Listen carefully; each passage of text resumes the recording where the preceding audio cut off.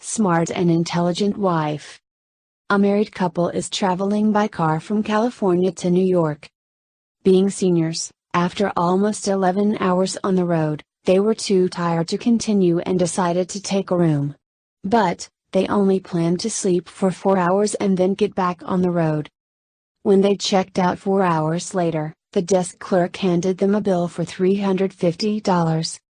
The man explodes and demands to know why the charge is so high. He told the clerk although it's a nice hotel, the rooms certainly aren't worth $350 for 4 hours. Then the clerk tells him that $350 is the standard rate. He insisted on speaking to the manager. The manager appears, listens to him, and then explains that the hotel has an Olympic-sized pool and a huge conference center that were available for us to use. But we didn't use them, the husband said. Well, they are here, and you could have, explained the manager. The manager went on to explain that the couple could also have taken in one of the shows for which the hotel is famous.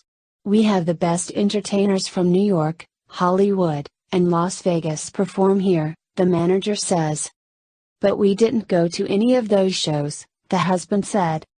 Well, we have them, and you could have, the manager replied.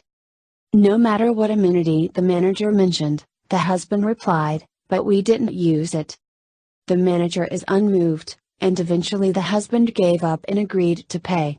As he didn't have the checkbook, he asked his wife to write the check. She did and gave it to the manager. The manager is surprised when he looks at the check. But ma'am, this is made out for only $50. That's correct. I charged you $300 for sleeping with me, she replied. But I didn't, exclaims the manager. Well, too bad, I was here, and you could have. Don't mess with senior citizens. They didn't get there by being stupid.